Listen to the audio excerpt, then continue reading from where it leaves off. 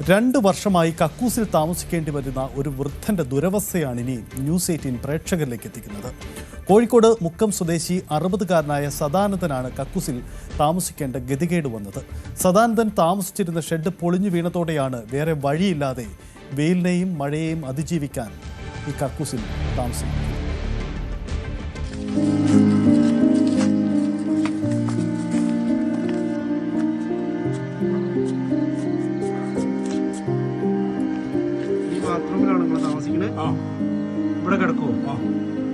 ഇത് മുക്കം നഗരസഭയിലെ തേച്ചിയാടിൽ നിന്നുള്ള ദൃശ്യങ്ങളാണ്. പുൽപ്പറമ്പിൽ സദാനന്ദൻ 2 വർഷത്തിലധികമായി താമസിക്കുന്നത് ഈ കക്കൂസിലാണ്. ഇത്തവണയും വോട്ട് ചെയ്ത വ്യക്തിയാണ് സദാനന്ദൻ. ദുരവസ്ഥ അധികൃതരെ അറിയിച്ചപ്പോഴെല്ലാം ശരിയാക്കാമെന്ന പാഴ്വാക്കാണ് മറുപടിയെന്ന് സദാനന്ദൻ പറയുന്നു.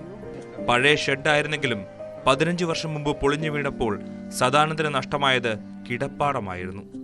പനയോല വെട്ടാൻ പോകുന്ന ജോലിയായിരുന്നു സദാനന്ദന്. ഒരിക്കൽ പനയിൽ നിന്ന് വീണതോടെ ജോലിക്ക് പോകാൻ കഴിയാതെയായി. നാട്ടുകാരുടെ സഹായത്തിൽ അങ്ങാടികളിൽ നിന്ന് ലഭിക്കുന്ന ഭക്ഷണവും ആരെങ്കിലും നൽകുന്ന ചെറിയ തുകകളും കൊണ്ടാണ് ജീവിതം മുന്നോട്ട് നീങ്ങുന്നത്. ചെറുതാക്കി തന്ന് പുതിയ കക്കൂസ് കടക്കല് മണി കിടക്കുക കാലൊക്കെ മെസ്സേജ് എടുത്തിട്ട് വേദനാകുക കാലൊക്കെ. സ്ഥിതി ഇതായിട്ടും സദാനന്ദൻ നികുതി അടയ്ക്കണമെന്നാവശ്യപ്പെട്ട് മുക്കം നഗരസഭ നോട്ടീസ് അയച്ചിരിക്കുകയാണ്. കിടപ്പാടമില്ലാത്ത താൻ എന്തിനാണ് നികുതി അടയ്ക്കേണ്ടതെന്നാണ് സദാനന്ദന്റെ ചോദ്യം. സദാനന്ദന് സ്വന്തമായി സ്ഥലമുണ്ട്. 5 വർഷം മുമ്പ് നാട്ടുകാർ ഉണ്ടാക്കിക്കൊടുത്ത ഒരു തറയുമുണ്ട്.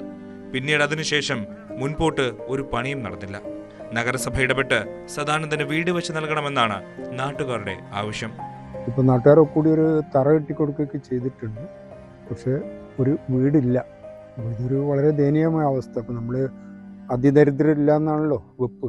പക്ഷേ ഇപ്പോഴും ഇങ്ങനെയുള്ള ഒറ്റപ്പെട്ട ആൾക്കാരൊക്കെ ഉണ്ടെന്നുള്ളത് നമുക്കൊരു അപമാനമാണ്. അതുകൊണ്ട് കഴിയുന്ന ആൾക്കാർ എത്രയും പെട്ടെന്ന് ഈ സദാനന്ദന് ഒരു വീട് ഉണ്ടാക്കി കൊടുക്കണം. ന്യൂസ് 18 മുക്കം.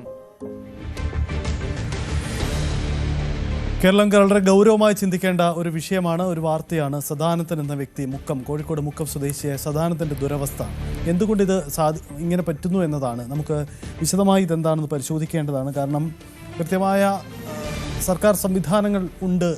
അതിദരിദ്രരില്ലാത്ത പ്രഖ്യാപനങ്ങളൊക്കെ നടത്തിയ ഒരു സ്റ്റേറ്റിൽ എന്താണിത് പറ്റിയത്, എങ്ങനെയാണ് ഇത്തരം ഒരു അവസ്ഥ സംഭവിച്ചതെന്ന കാര്യം കൂടി നമുക്ക് പരിശോധിക്കേണ്ടതാണ്. സദാനന്ദൻ്റെ വ്യക്തിക്ക് എന്തുകൊണ്ട് ലൈഫ് മിഷൻ അടക്കമുള്ള പദ്ധതികളിൽ ഒരു വീട് നിർമ്മാണത്തിന് സാധ്യമാവാതെ വന്നു? ഇതെന്തുകൊണ്ടാണ് അധികൃതരുടെ ശ്രദ്ധയിൽപ്പെടാതെ പോയത്? അതല്ലെങ്കിൽ മറ്റെന്തെങ്കിലും വീഴ്ചയാണോ സംഭവിച്ചത്? എന്തായാലും മുക്കം സ്വദേശി സദാനന്ദൻ്റെ ദുരിത ജീവിതമാണ് പ്രേക്ഷകർ കണ്ടത്. ഒരു കക്കൂസിൽ ജീവിക്കേണ്ടി വരുന്ന വൃദ്ധൻ്റെ അവസ്ഥ. നേരത്തെ താമസിച്ച ഒരു ഷെഡായിരുന്നു, ആ ഷെഡ് പൊളിഞ്ഞു വീണു.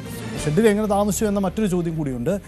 പൊളിഞ്ഞു വീണപ്പോൾ പിന്നീട് അദ്ദേഹത്തിന് കക്കൂസിൽ അഭയം പ്രാപിക്കേണ്ടി വരുന്നു എന്ന ദുരവസ്ഥ. അവിടെയാണ് ഇയാൾ ജീവിക്കുന്നത് എന്നതാണ് സാഹചര്യം. എന്തായാലും അവിടെ നാട്ടുകാരൊക്കെ ഇടപെട്ട് നേരത്തെ ഒരു തറ നിർമ്മിച്ചിരുന്നു. അവിടെ അത് തറ നിർമ്മിച്ചതിനപ്പുറത്തേക്ക് വീട് നിർമ്മാണം ഒട്ടും മുന്നോട്ട് പോയില്ല എന്നതാണ് സാഹചര്യം.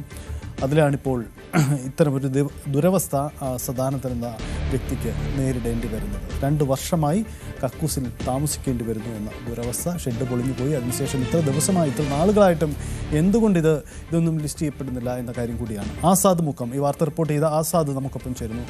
ആസാദ്, ഇതെന്തുകൊണ്ടാണ് 2 വർഷമായി ഇങ്ങനെ താമസിക്കേണ്ടി വരുന്നു എന്ന് പറഞ്ഞാൽ വലിയ ഞെട്ടിക്കുന്ന കാര്യമാണ്. ഇതെന്താ നാട്ടുകാരായിട്ടും അവിടുത്തെ അധികൃതർ, ജനപ്രതിനിധികൾ ഇവരൊന്നും ഇതൊരു ഹൈലൈറ്റ് ചെയ്ത് ഈ വിഷയം പരിഹരിക്കാതെ പോയതിന്റെ കാരണം എന്താണ്?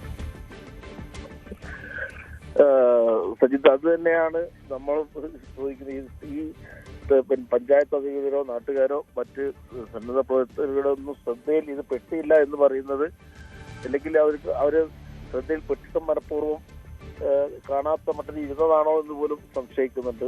2 വർഷമായി ഇയാൾ ഈ ശുചിമുറിയിലാണ് താമസിക്കുന്നത്. ഇയാള്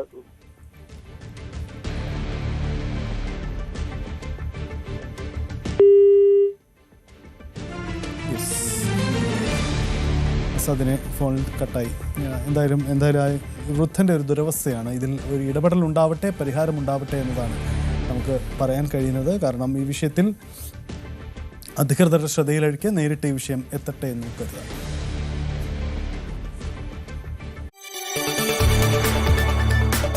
കൂടുതൽ വാർത്തകൾക്ക് news 18 Keralam YouTube channel subscribe ചെയ്യുക.